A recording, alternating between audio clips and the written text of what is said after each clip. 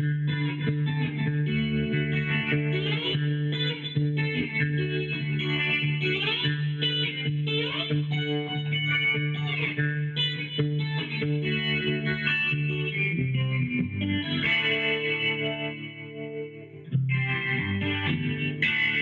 Damon. Hello, Jeremy. How are you today? I'm doing well.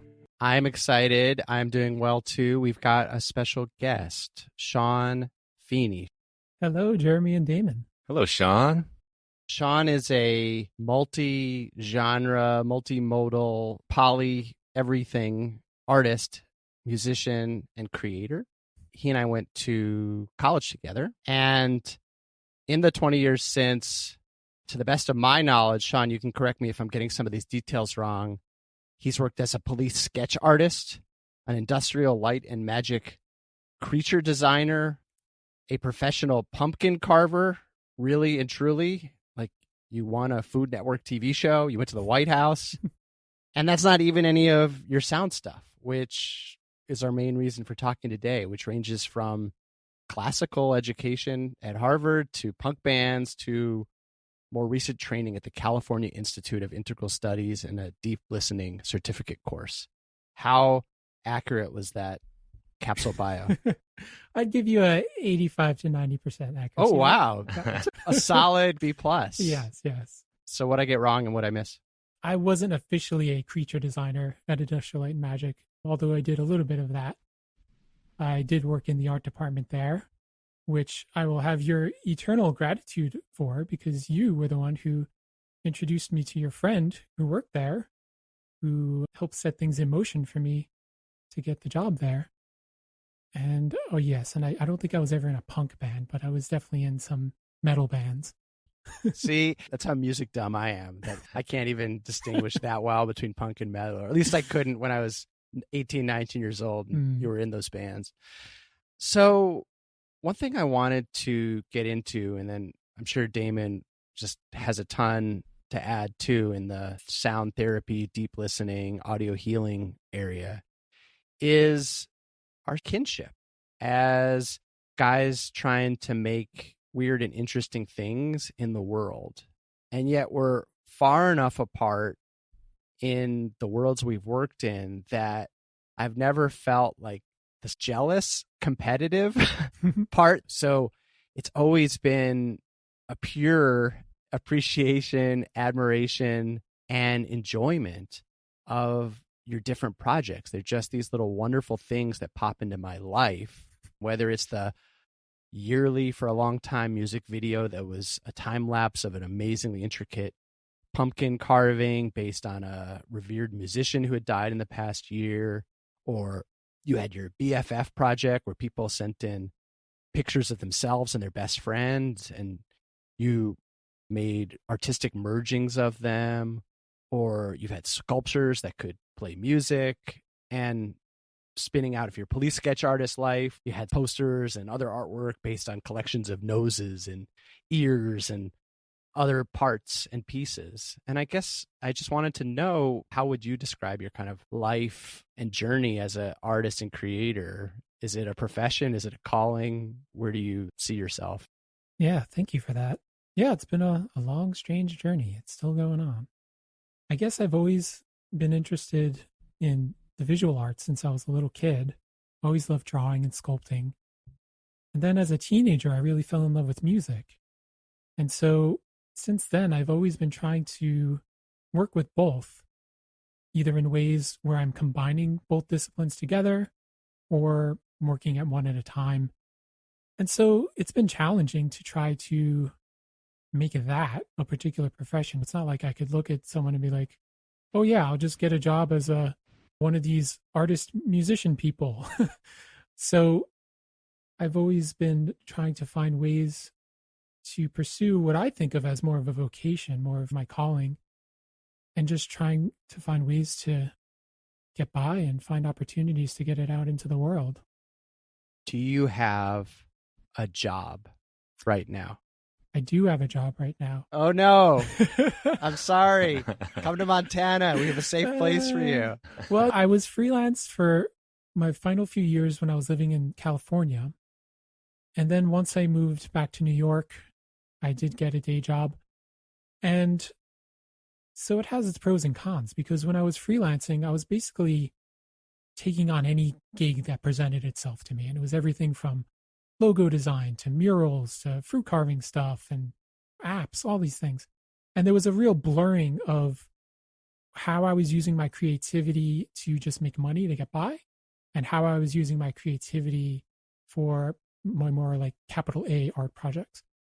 And so once I, got a day job again, suddenly it gave me this clarity, like, oh, now that I have limited time and energy to work on the things I want to work on, I no longer have to just take on any opportunity that comes my way. And it really clarified, what do I actually want to do? What do I actually want to put out in the world? And I think that's why in the past few years I've been more into making music, because that's what was at the top of my list at that time. What is the day job, if I may ask? I am working for a medical simulation company, and I do video, animation, and photography work for them. They make like mannequins for learning CPR and things like that. And it's funny because it actually connects to my first college summer job, which was working at a place called American Hand Prosthetics in New York City, where I was in a lab making fake hands. So fake body parts seem to be a theme in my life. And real body parts that aren't present at the moment, Exactly. like the police sketch stuff. Yeah.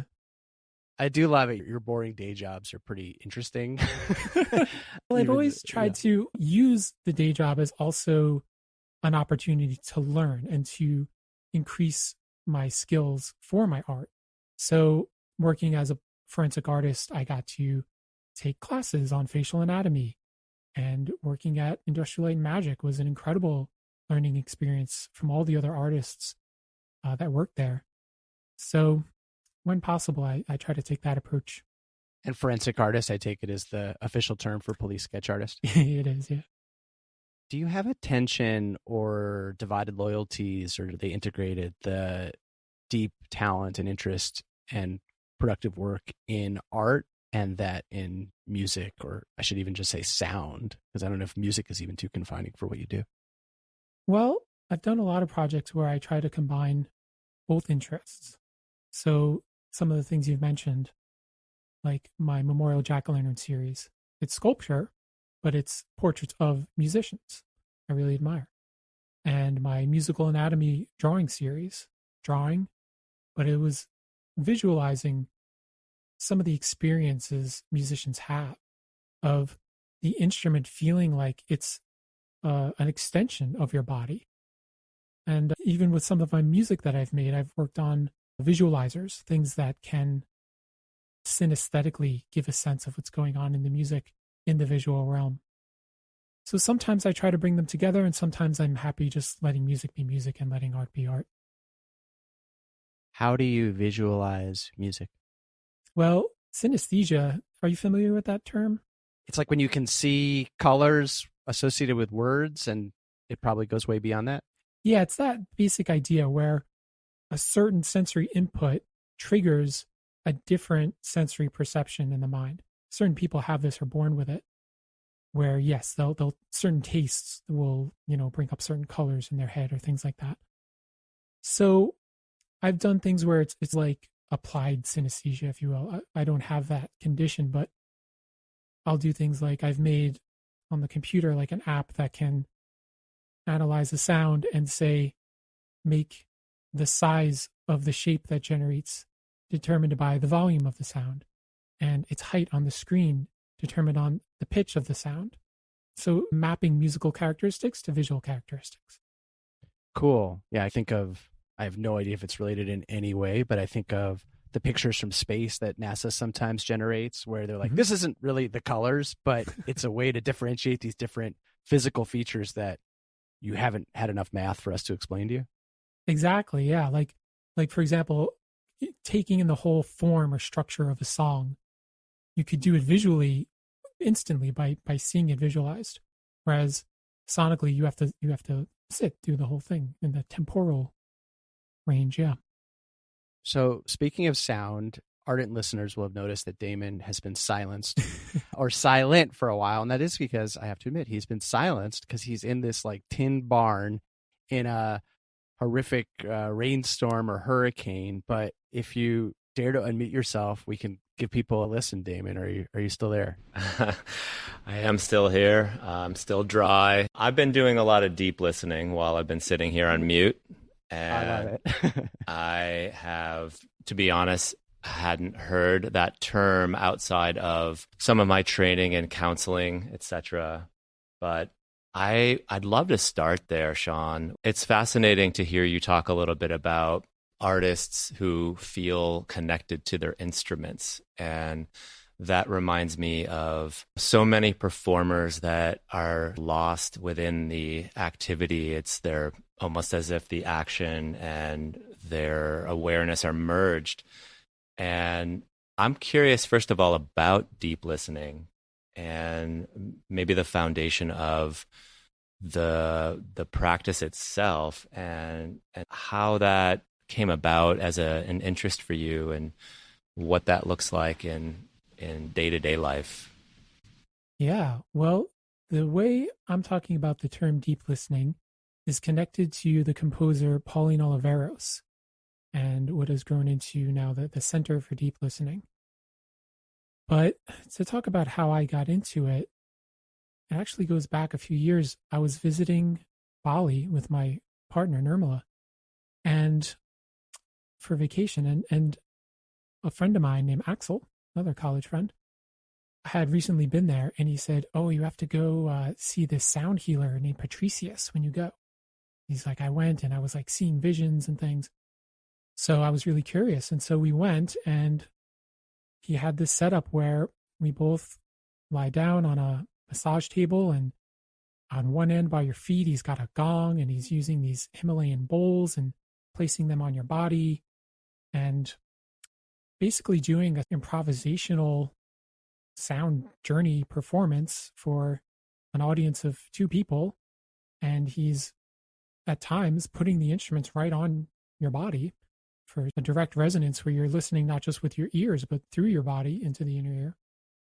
And so, yeah, I found it to be a really relaxing and unique experience. And I also thought, wow, this is like the art I've been making recently of these musicians who are connected to an instrument, where it is, literally connected to your body. And as a musician at the time, I was feeling a bit frustrated performing out at bars and clubs where the music often is in the background while people are getting drinks and talking and things like that. And I really wanted to be performing more in venues where the listening was really important.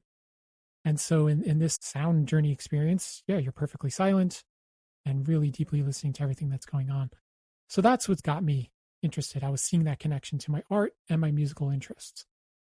And so I did a course in San Francisco, as Jeremy mentioned, and then I later took the course in deep listening. And so that developed out of work by Pauline Oliveros, starting, I believe, in the 70s. And she first got the term from a recording she did in this underground empty cistern in Washington State that she recorded with a few other musicians down there. And because of the shape and construction of that space, there's a 40-second reverberation time. So you can make a sound or play a note in this space, and then it just hangs in the air for almost a minute.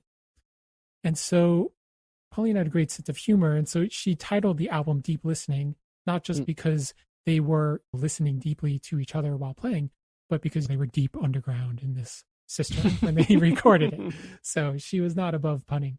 But that grew into her whole philosophy. And the Deep Listening Institute involves 3 factors. There's listening with your ears from the musician's point of view, like that's Pauline's perspective.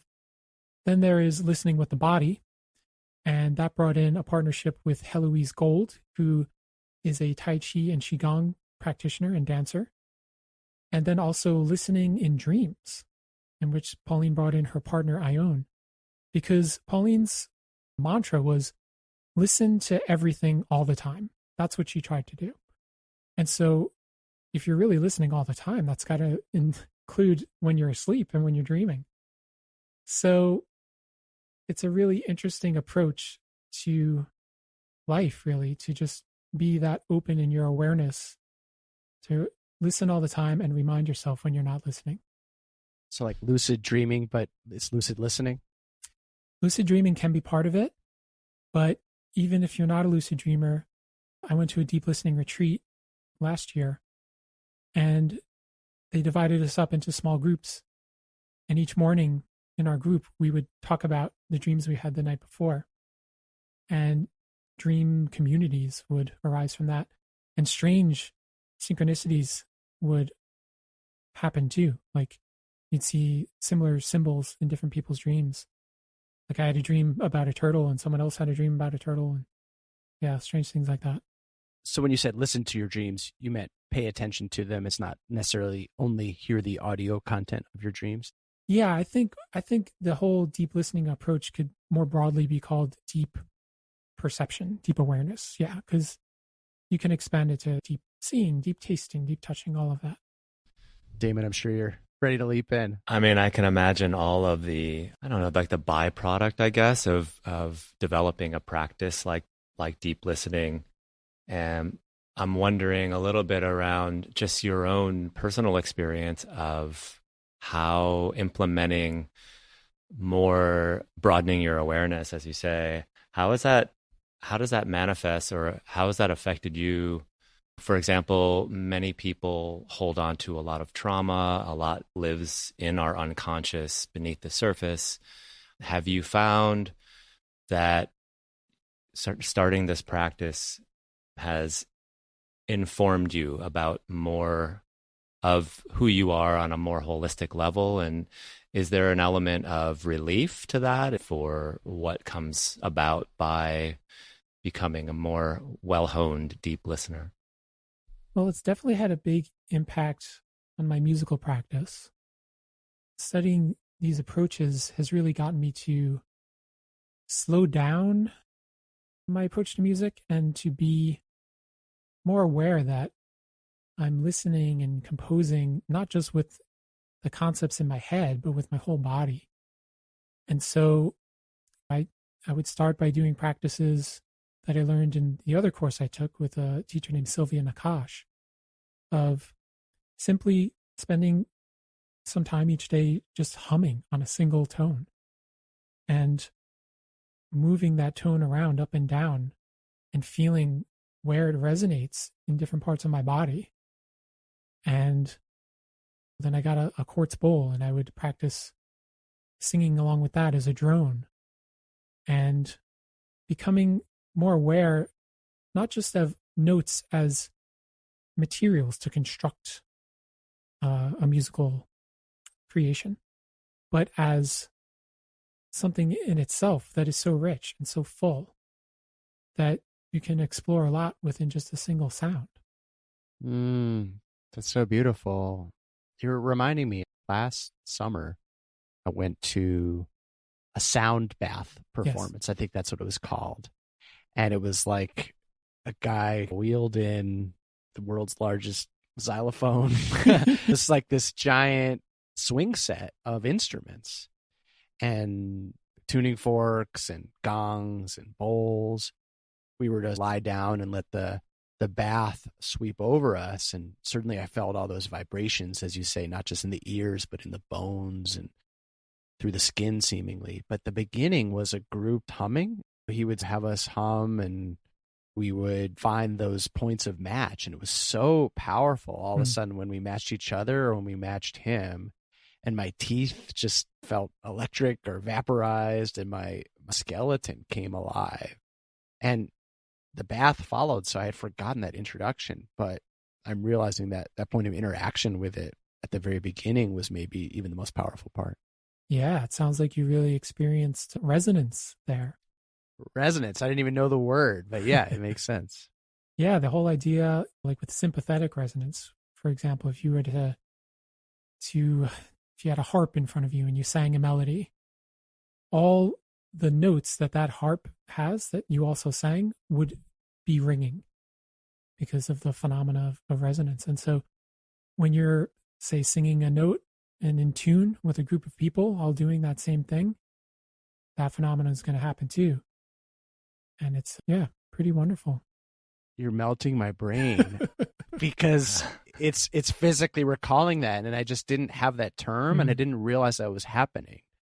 I don't have any musical training and I don't think of myself as being able to sing at all, but I was up for humming in a group and I didn't realize even what was happening. I had the physical experience, but now that you're articulating it, it's coming back to me and like the hair on my arms is standing up because it's having that re-resonance. And obviously it's so richly metaphorical. When you find someone that you resonate with, you actually, it's not just that it resonates with you, it makes sense to you. It's that it literally turns things on in you, those same notes. I'm just over here humming to myself. and I have to say, it feels really good to do that. Yeah. I enjoy it. I actually, hearing you both speak, it reminds me a couple of years ago, my family, we traveled around the world for a year, and one of our stopovers was in Bali. And we went and saw a performance that I can't remember the name of the word. I want to say Kachuk, but does that sound right? Yeah, the monkey chant. Yes. And what drew me, well, first of all, it's basically people chanting, telling the story. And they're filling in as you, number one, I couldn't interpret it through language. So I couldn't make meaning of the words and the story, which I think really cracked me open to be able to hear some of those sounds inserted. And there was one man that just made this like, yeah sound in the midst of all the other things that were going on. And I was like transfixed with his, I don't know, that it just penetrated me. And I recorded, I created a video of it. And when I replay it hits me in that same spot. But it reminds me in a way of what it seems like, at least my interpretation of what the idea around sound and creating sounds and finding notes, where they were inserting these vibrations and these sounds within some other construct that, even though I didn't know the structure of it, it had this power beyond making meaning and creating some cogent story or thread while listening to it. Yeah, that music is really amazing. They're doing a technique called hocketing, where what you hear when they're really doing that kachak thing, it's like chaka chaka chaka chaka chaka. But if you were to listen to each individual, they're going chak chak chak chak chak chak or something like that, and all these patterns are interlocking and overlapping to make it sound faster than any single person could do. And it's really extraordinary. I had an interesting meditation retreat experience at the New Year outside of Los Angeles at Big Bear. It's this piece of Montana that's in Southern California. You're like in the snow a couple hours outside of LA. Do you know that place? I don't. Was this your silent meditation? I had a silent meditation retreat that I had done last summer. That was my first. That was right before. That definitely primed me for the sound bath. I came back, saw the sound bath poster, and was like, yeah. But then I had a second experience, which was at the New Year. And what was interesting about that, and the reason I bring it up here, is so much of meditation as it's led is often about following and paying attention to your breath. And the particular instructor of this retreat, who came in and out of leading some of the guided parts of the meditation and was one of the only people that could talk because for everyone else it was silent. She just was like, breath just doesn't work for me. It's just boring. I've never been able to follow it. It's not the way I'm able to meditate. And she said, for me, it's sound. And it's also happening all the time. And it's outside of myself. It's, I don't know what the word is for things that you don't control. Involuntary. Involuntary. That's a good word for it. I remember talking to a surgeon once and was like, what's that part between your hand and your arm? That part always hurts. And he's like, your wrist? I was like, oh, well, you're the doctor. I don't know these fancy terms. Okay. Involuntary. Yeah. So with breathing, obviously there's voluntary and involuntary. You can choose to breathe, but you also can't choose not to breathe. It's also automatic. And that's true of sound too, in the sense that it's out of your control, these outside sounds that are happening all around us, but it is in your control whether you listen or not. And that was her point. And she was just like, instead of paying attention to your breath, if you want, you could just pay attention to every single sound. And when it starts, when it stops, what its character is, when it overlaps, if it's near, if it's far, what's the closest sound you can hear? Mm-hmm. What's the most distant sound you can hear? What's the rustle? What's the crackle? What's the hum?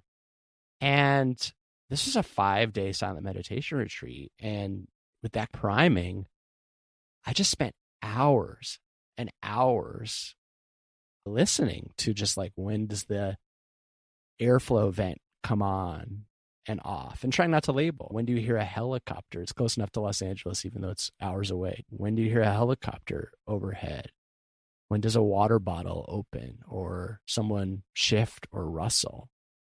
And just with that level of attention, I had this amazing, for me, breakthrough where sounds would come, sounds would go, and I started to recognize the same thing happening in my own thoughts. They were like sounds. They would come from outside me. They weren't voluntary. And they would have a certain resonance, and I could listen to them or I could let them go. And it was that practice with listening to sounds so closely that had me make this cognitive leap or experiential leap to, I am not my thoughts. And my thoughts are coming from outside me, in a sense. And I'm not responsible to them. I don't have to answer to them. I don't have to be consumed by them. I can listen or not, but it can be like a radio playing in a passing car. Or it can be like a podcast a roommate is listening to in the kitchen. It's not something I have to attend to as if every single thought is like a siren that's coming for me. It can just be a siren of a passing ambulance. And that was a metaphorical link, but for me, it was an experiential link. And it came from that deep, deep listening to sounds as a meditation practice. And I wonder, as you've developed this sound meditation learning, and I presume practice too, does any of that resonate, if you will, for you? Oh, completely. In fact, I've used that same technique in some retreats and workshops I've done of listen for low sounds, listen for high sounds, distant, close. And it gets at, one of the key things about deep listening, which is that difference between listening and hearing. Hearing is passive and listening is active, just like with breathing. And yeah, what you experience also reminds me of a quote I learned from my teacher, Sylvia Nakash, who goes back to an Indian music teacher, that the purpose of music is to sober and quiet the mind, thus making it susceptible to divine influences. And divine influences can mean many things, but I think it has to do with a transpersonal experience that's not about your ego or your thoughts, but about connecting to the larger experience and world. And that sound bath is available anywhere, anytime. Yeah. That's what I've taken from that retreat experience, is I can be sitting in my backyard and just, what are the sounds that come? What are the sounds that go? What's close? What's far? What's loud? And it wash over me. And instead of this feeling of trying to control things or where am I or what's the story, the sounds are like a passing cloud. There's often a metaphorical analog that meditation teaches. Your inner life, your inner self is really like the sky, and it's obscured sometimes by these passing clouds, but the clouds do not change the nature of the sky. They're just in front of it. And I find that I can look at clouds and have that thought, but sound registers it experientially even more for me. That just basic exercise, even sitting in my house, sitting in a cafe, when I used to be able to sit in cafes. It's all a sound bath. Yeah. And I don't know if that makes a challenge in a funny way to try to make music to evoke that thing on purpose. You're competing with delivery trucks and birds that are doing such a good, and refrigerator hums. What's your advantage there? That's true. That's true. And I think like someone like John Cage definitely went down that path of really accepting all sound as music, and that the musical experience in his perspective is incumbent on the listener. Are you familiar with his piece 433? It's the one where it's quote unquote silence for 4 minutes and 33 seconds. Exactly. So you could imagine a piece of music that is just all notes and no rests. There'd be nothing controversial about that. But he made a piece that was just all rests and no notes. And so the piano player would get on stage and sit there, and then the audience has already been used to being in this state of anticipation, right? And perhaps increased awareness. And so, but the performer isn't providing any stimulus. So the idea is now the audience is listening to everything that's happening in that room. People coughing, rustling, the air conditioner, whatever. And can they, through their own listening, have a musical experience, or perhaps a meditative one? But in terms of what I'm doing, I guess what I think about my approach to music, and at least the album I put out this summer, Thin Places, is almost like musical nutrition. Like I'm trying to make sounds that perhaps are good for you.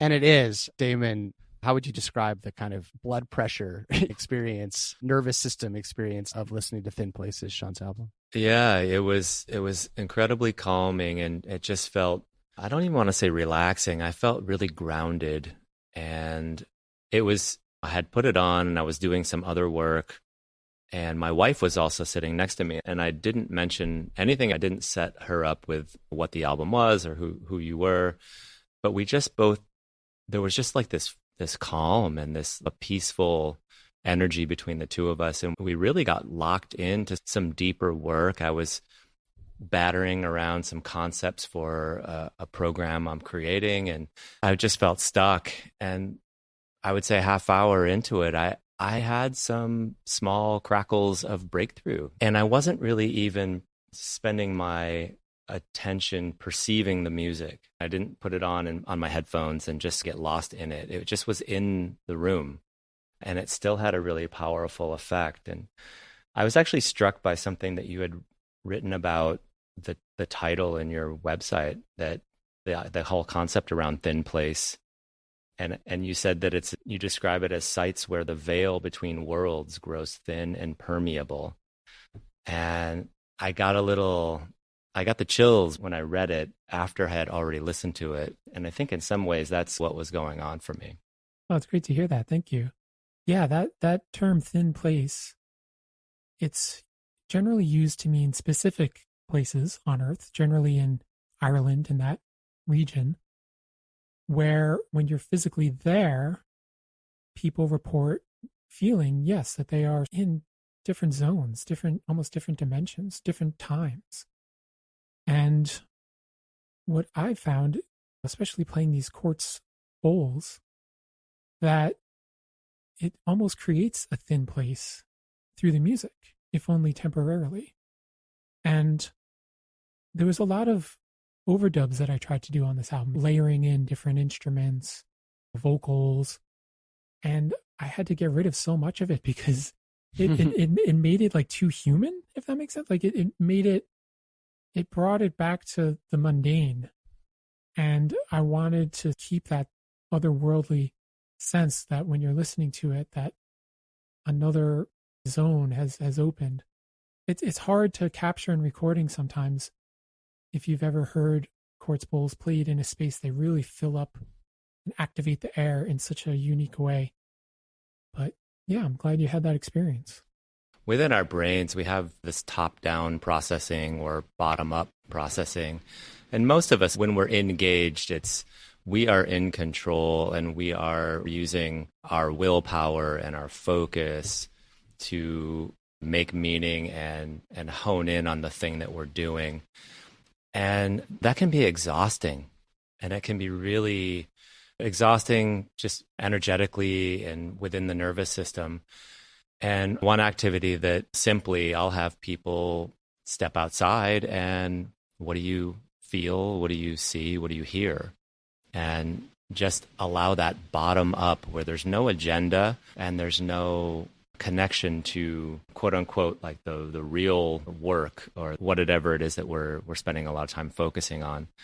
And I think we've lost our way in the sense that, we've constructed our reality around all of these static symbols within language and connecting those symbols within language in our thoughts. And as you said, Jeremy, they have quite a hold on where we perceive things. And our perception is such a powerful way to navigate through life. And just hearing Shawn mention, and you, Jeremy, with the idea of doing more of like sound meditation, that feels so bottom up, where you are not in control, you are just observing.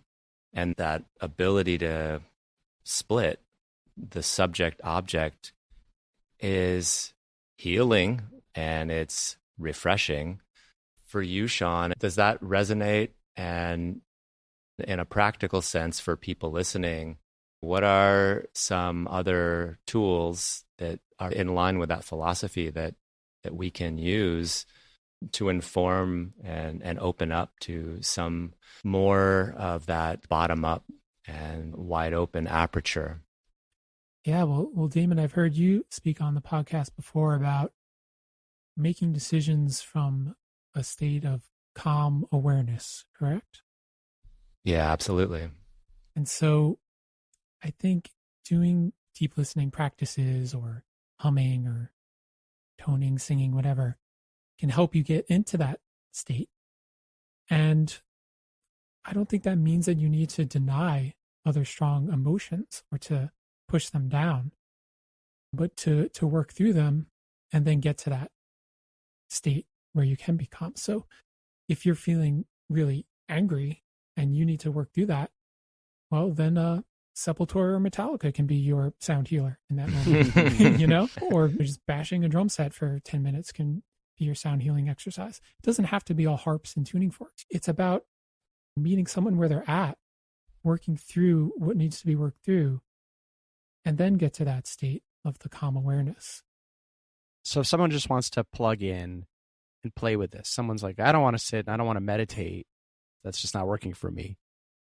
Obviously, they should go to a band camp, get Thin Places. What other ways to just try this out and see where it takes your mindset?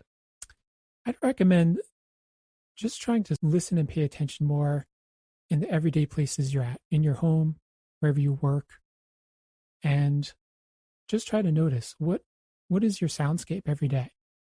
And then maybe start to notice, is a certain sound bothering me? Can I do something about that? Are there certain sounds that I'm really enjoying and making me feel good? Can I get more of that? And then if you want to go from there, yeah, just humming. It's so simple.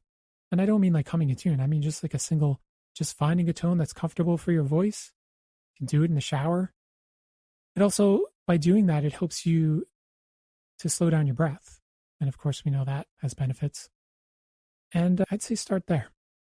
Yeah, I really appreciate that. And as it connects to some of the neuroscience and just some of the work that I do, when we ask our brains these open-ended questions, that we tap into a more inherent wisdom. And we, in a way, we set our brains up to problem solve.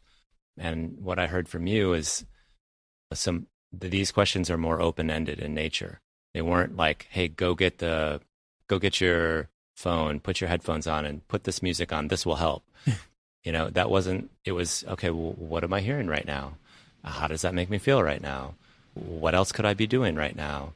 What feels appropriate right now? And these types of open-ended questions where we're setting ourselves up and prompting our brain, it activates a part of our brain that really starts to explore and become more curious and inquisitive. And I think with that, then perception can expand instead of getting fixated on that one thing and why did that happen? And that jackhammer outside, I mean, all of us have had that experience where for me, it's a couple of houses down, he's got this leaf blower and he just all day long. And I fixate on it and I attach something negative to it. And it sounds like what you're saying is it's just if I open the aperture and allow myself to hear it, but not then create the storyline afterwards, then I hear other things. And it's more of a drop in the bucket of sound as opposed to just rattling around and the only thing that I can hear. And the hum is the other one. I mean, there's a really beautiful breath practice that I do and I suggest. And it's basically you're inhaling 80%, then you inhale the last 20, and then you sigh it out. And that vibration has some play on our vagus nerve, which is one of the indicators that tells our brain whether we should freak out or stay calm. So that hum is a really beautiful practice as a tool, but then also physiologically that has so many other added benefits. Yeah, exactly. When you hum or sing a single tone, you're activating what's called the harmonic series, which, without getting too into math geekery, is basically a very simple geometric relationship of all the components of the sound in a harmonious way.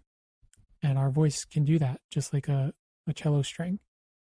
And by humming, you're activating that beautifully patterned geometric resonance of oscillation from the inside out.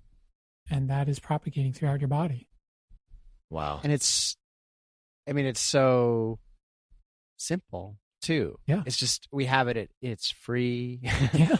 I'm thinking of like, there's coffee, there's chocolate, there's Twitter, there's Facebook, there's sit-ups, there's meditating. And I could literally just stop and listen and just, what are the first 3 distinct sounds I hear from beginning to end? And then I can hum till I just get a little bit of a buzz, and I may have a greater or equal effect to any of those other drugs of choice. Yeah. Yeah. Does one need any ability or talent to sing a specific note? Is there a note that is more impactful than others, or is that just whatever comes out of you, stick within that same note? Can you explain that one a little bit? I mean, I get the humming and just humming in that same whatever note that is, but how would one sing a single note? Well, of course, there's the brown note. So infamous. Just kidding. No, there's I think it is something that, no, you don't need any musical talent for one. I think anyone can sing a single pitch. And then it's a matter, I think, of self-exploration in the sense that hum on a note that feels comfortable, and then try something a little higher, a little lower, and then try to listen with your body and feel where is it resonating. And you may find that a certain pitch, you really feel it in your head. You may feel something different in your throat. Something a little lower might be in your chest. And that's something that I think everyone on their own has to discover. I see a lot of things like these singing bowls that are marketed with like different notes for different chakras. Mm-hmm. Like this is the heart chakra and this note is the throat chakra. And I mean, honestly, I think that is more of a marketing thing than anything else. Mm-hmm. I don't come from the tradition of the chakras and that practice, but honestly, I doubt a lot of the people selling these things are either. So to find the note that resonates in your throat or your chest, you just have to try it out and find what works for you. Right. Gotcha. How would you close this time together, Shawn?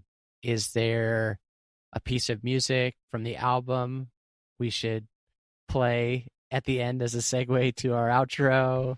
Is there practice you'd have people start with, or is there a perspective you can offer? I wonder if the three of us could try to the same pitch. Sure. Who goes first? Let's do it. One of you two can start.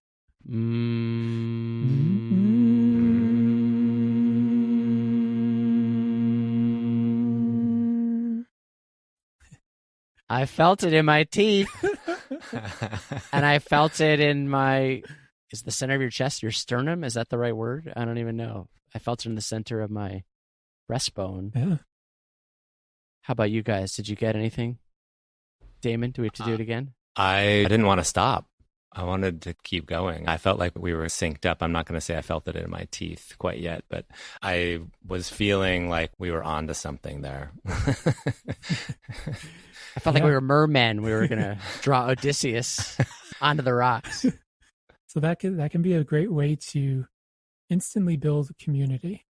If you're in a room with people, doesn't matter what masks of identity they're all bringing in, you get everyone humming or singing the same pitch, you're instantly in resonance with each other.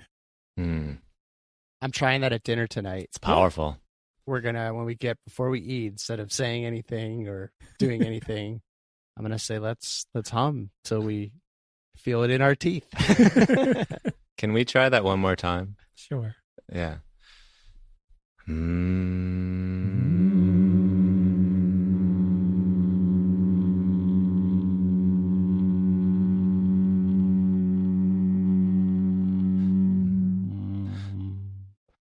Man, that feels good.